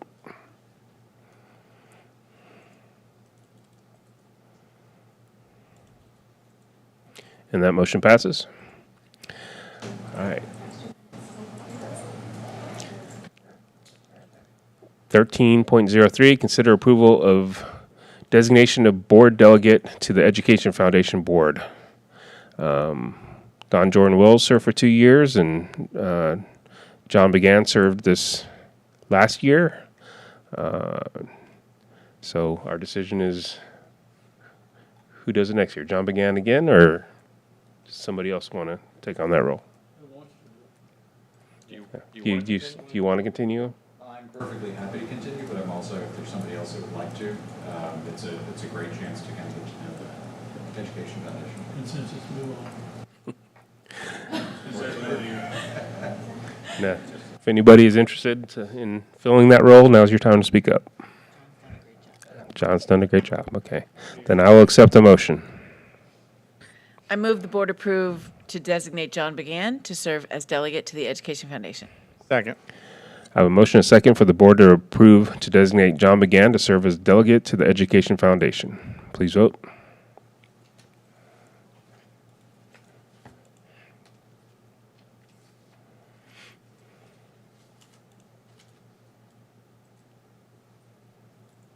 And that motion passes. Congratulations, John. 2 votes in a row. All right. 13.04, consider approval of the HEB ISD legislative priorities for the 90th session. I know we have a committee for this. Who would like to speak to it? I'm just extra to the committee. I'll speak. As you know, this board is very involved from a legislative perspective. All our board members participate in helping not only our region, but obviously the state of Texas regarding public ed. We put together a nicely branded logo green sheet, and looks good, and it's been simplified because sometimes we present these legislatures with too many options. So we're going to focus on safety and secure learning environments, proactive behavior support, and special education and dyslexia service. Yeah, I mean, that's another big step forward, because I know it was a big step when we just got it down to one page. So to have it in this format's a lot different. So does anybody have any questions or comments on it? I know I was involved in this, and I love it the way that it is. I just wonder if we sell ourselves a little short if we don't include something about full funding of, well, not just, no, I'm talking about the basic allotment. I know we've talked about it, that we don't think there's an appetite in the legislature for it. I just want the rest of the board to speak to this, whether or not we want to leave it off because we don't think they're going to give it to us, or if we include that in the statement at the beginning. I'll start the conversation on this. First off, I agree with you 100%, Julie. It's the big elephant in the room. But I think our fellow schools, as well as our legislators, are sort of tired of hearing about it. And I think, giving them a leave behind that doesn't start with that opens up a different conversation. But I don't know how we can't meet our legislators and not address that particular issue. But that was kind of the thinking behind not leading with it. I will say that in Austin, the conversation was about really not addressing that, but addressing something called the ABC allotment. Yeah. And addressing specifically the areas that we are underfunded in that. And so there was a recommendation and a conversation about that. So. Well, and fair enough. TASB will have its own legislative agenda that we can also speak to. I just wanted to bring it up in a transparent way, and say that, we should continue to talk to our legislatures about that. But I think that focusing on just these things, that we can really call to mind, where the amount of funds that we're missing now, I think will say a lot. So, Julie, do you think the way that this is set out, where it's asking for funds in these three buckets, asks in a way that it's signaling that we're not asking in a basic allotment fashion? I mean, that's been our problem the last couple of legislative sessions, is we've just said we need more money, and we want it in the basic allotment, and lacking specifics, they created an ABC allotment for places where they thought that they could be more specific. So this could be, this request for this funding could be added to the ABC, or it could be added to basic allotment, or it could be added to, special ed, or, safety and security. I don't know the answer to that. I don't know if it will make them think we're giving up on the basic allotment. Because I kind of knew that was a strategy, but Right. reading this doesn't, to me, signal we're giving up on basic allotment Okay, necessarily. I just want to make sure. I wanted to bring it up and have a conversation about it, so that as we go forward and talk to these lawmakers, we can, keep that at the forefront as well. Because I'm with you. If you don't ask for it, you're definitely not going to get it. Yeah. Why not start there? I think they Not have. give up on the basic allotment, but recognize the political reality is that may not be where the funding Right. is going. I think we're going to need to really have a concise list of something maybe that we can hand out Well, when that's we what this would go. be. Right. I mean, I see that. It's only got 3 things on it, though. Right. So what I'm saying is if there are some other things that really are some big ticket items, like seat belts in buses, or Yeah. those Well- kinds of things that are. So state what we were mandates. trying to do with this, because the list is so long, that we just were trying to focus on a few things. But we can absolutely talk about seatbelts, and we can absolutely talk about, the thousands of other things that are unfunded. Well, seatbelts are safety and security. So Right. so we've got very specific dollar amounts here. Do we know how we are arriving at these numbers? And is there anything we're leaving out? Well, I was going to say, if we add seatbelts into that, because I kind of had the same ideas, we could add that into it. We think there's some things in the works for seatbelts. I think they've realized that there's some questions that are being asked. Justin's going to present it to you, but one of the questions is going to be, in your recurring budget, can you afford to replace all your buses or retrofit your buses? Well, unless you just replace all your buses, the answer is going to be no, because to do that would require a bond or just a tremendous amount of money. It doesn't fit within your recurring budget to do that. Based on that question, we think there's going to be some money for the seatbelts. We just, you know how that goes. We don't know what that's going to be or what that's going to look at. I think when that group met, the idea was to reduce to a few things. I mean, and we've already seen TASB's list, as they did the grassroots, was large. And even when Becky came back from her meetings, it is still a large thing. The idea was we're not ignoring all those other things. We were just going to really emphasize 3 things so that we weren't talking about 15 things. We're going to talk about three things, where other districts may really prioritize some other areas. These were going to be the things that we could emphasize.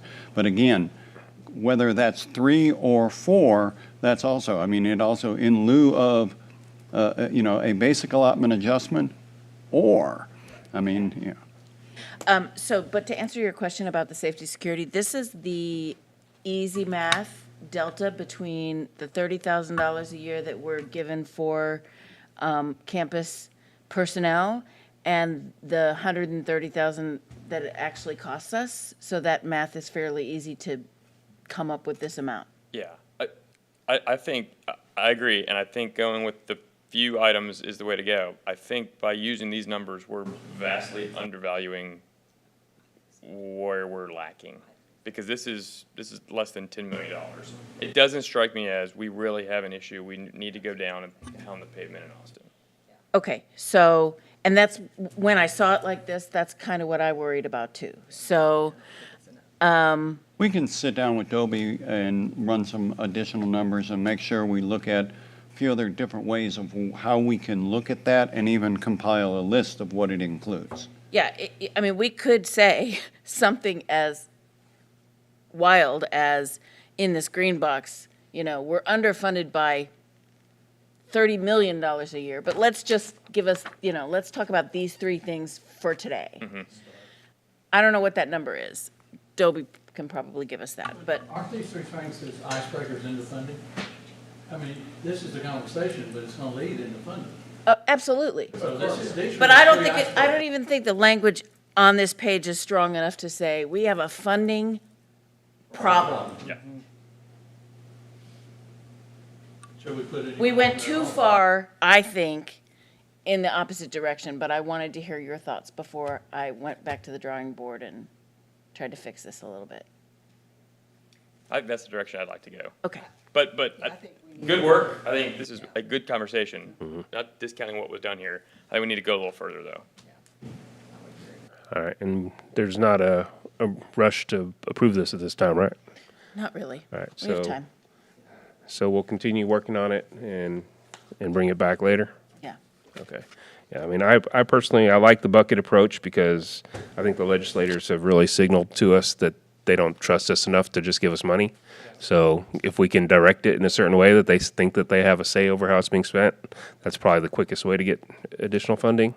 But I think that was really the heart of what they were bringing up down in Austin, was that ABC allotment was the way to do that, is to say specifically, these are the things we need the money for, because here's where we're short. yeah, but we have to make these numbers stronger and Yeah. have backup for it, so. Yeah. All right, we don't need another closed session? I am at the end, right? That was the last thing.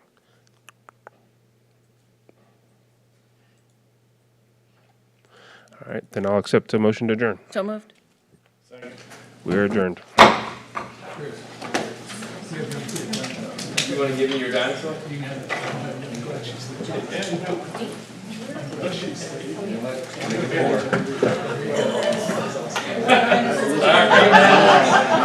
Where's Wade?